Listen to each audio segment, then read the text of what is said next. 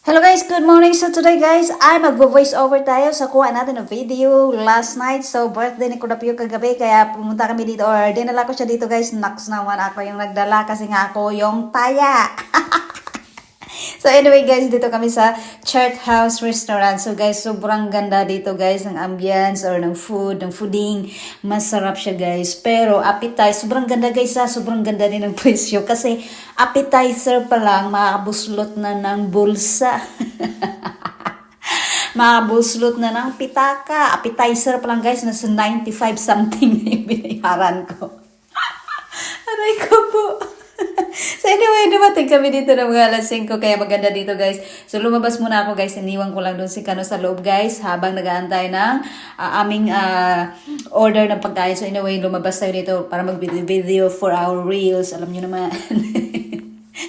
So ang ganda dito guys, kung gusto nyo guys sa labas din na magstay or gusto nyo ng table sa labas, kailangan magdala kayo ng extra na pangbalot ng inyong katawan kasi maginaw dito guys, pati yung giti nyo giginawin. So, kailangan nyo magdala ng kumot or habol or jacket, basta ganun. So, anyway guys, maganda ang view dito guys. Ang matatanaw nyo sa baba ay yan yung Dina Point Harbor. So, ang ganda din dyan guys. Mga familiar na at mga naka-visit na dito ay maganda talaga dyan guys. Tingnan, lalong-lalo na kapag gabi. So, ito yung kabuuan ng restaurant guys. Ang ganda dito. Ang dami ring tao sa loob. So, anyway guys, kung sa labas papasok na pala tayo kasi babalik na ako sa table. So, pwede rin kayo dito makipaglaklakan or inuman or makipagmaoy. Basta may mga alak din dito. So, anyway guys, nandito na tayo sa table. Ayan, ito, appetizer lang guys siya. Appetizer lang yan.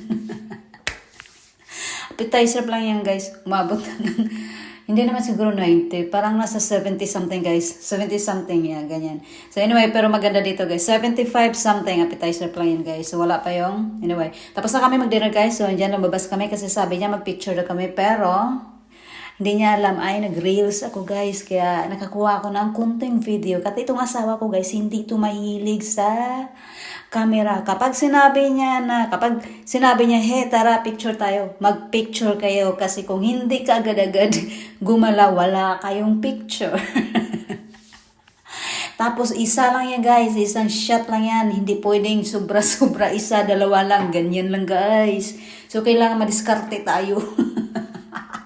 May mga ganito talagang tao guys, yung hindi mahilig sa social media din at hindi mahilig sa camera. So, isa na yung asawa ko dyan. So, anyway guys, tapos na kami kumain.